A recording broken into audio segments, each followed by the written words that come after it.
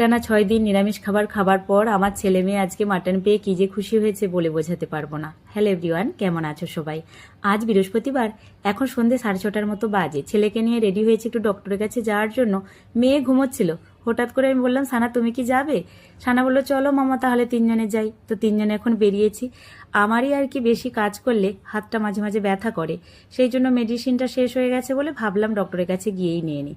ডক্টরের কাছে এসে দেখলাম প্রচণ্ড ভিড়, তাই ছেলেকে খিদে পেয়েছিল, একটা ধাবিলি খাইয়ে দিলাম। আমিও একটা নারকেল পানি খেয়ে নিলাম। ভাবছি টাইম পাস করার জন্য টুকটাক কিছু সবজিও কিনে নেবো। দেখো, মুম্বাইয়ে 12 মাস কিন্তু কাঁচা তালে শাঁস পাওয়া যায়, তো এখানেও বিক্রি হচ্ছিল। তবে জানো তো, মুম্বাইয়ে না এখন লেবুর দাম প্রচণ্ড গো। একটা লেবু 10 টাকা পিস। আমি 20 টাকায় 2টো লেবু নিলাম, আর মেথি শাকও 11টি নিয়ে নিলাম। মেথি শাকটা খেতে আমার ভীষণ ভালো লাগে। বাবু আবার ব্রোকলি খেতে ভীষণ ভালোবাসে, তো বললো মাম্মা একটা ব্রোকলি নাও। তো একটা ব্রোকলিও নিয়ে নিলাম, আরও টুকটাক কিছু সবজি নিয়েছি কলমি শাকারে। তবে এই সজনে ডাঁটাগুলো না 20 টাকায় 6 পিস, তো নিয়ে রাখলাম। এগুলো ঝাল ভাজা করলে বেশ ভালোই লাগে। ছেলে আবার দেখো আমাকে ব্যাগ দেবে না, বলছে মামা তোমার হাতে ব্যথা করছে না? ও নিজে ব্যাগটা বয়ে নিয়ে আসলো। যাই হোক, এই যে আমার মেডিসিন নেওয়া হয়ে গেছে, দুধ দই সব কিছু নিয়ে নিয়েছি।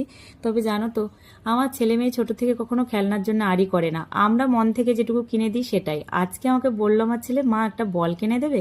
তো বলটা কিনে দিয়েছি। আসার পরে আমাকে কতবার যে থ্যাংক ইউ বললো। মেয়ের আবার ছোটবেলায় খেলনার আড়ি ছিল না, একটু কুরকুরির আড়ি ছিল, কুরকুরি খেতে ভালোবাসতো।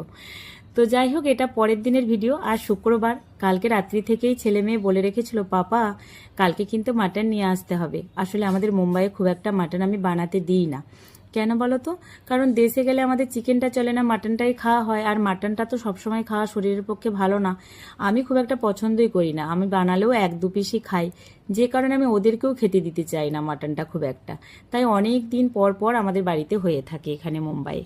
তো এই যে আজকে রাজবাবু মাটন নিয়ে এসেছে। মাটনটা খুব ভালো রান্নাও করে রাজবাবু, জানো তো। আর খুব ভালো ছিল। এই যে কিছুটা কষা মাংস তুলে দিলাম।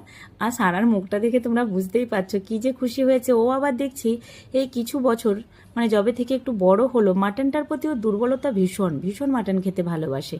যাই হোক, এই যে ঝোলটাও রেডি হয়ে গেছে। আলু আর পেঁপে দেওয়া আছে, আমার পেঁপেটা খেতে ভীষণ ভালো লাগে। রান্নাবান্না কমপ্লিট। আমের চাটনি হয়েছে, কলমি শাক ভাজা, লেবু, আর একটু রায়তা বানিয়েছে সানা, আর হয়েছে মাটনের ঝোল। আসলে কলমি শাক ভাজাটা দেখে আমার বেশি লোভ যাচ্ছিল। কলমি শাক ভাজার মধ্যে একটু রসুন আর একটু পেঁয়াজ দিলে, মানে ভেজে বানালে ভীষণ ভালো লাগে। যাই হোক, খাওয়া দাওয়ার পর এখন আইসক্রিম খাওয়া হবে। আমার ছেলে মেয়ের থেকে রাজবাবুর আবার আইসক্রিমের প্রতি দুর্বলতা বেশি, জানো। রাজবাবু খেতে ভীষণ ভালোবাসে আইসক্রিম। যাই হোক, আজকের ভিডিওটা এই পর্যন্ত। আজকে তাহলে আসি, টাটা।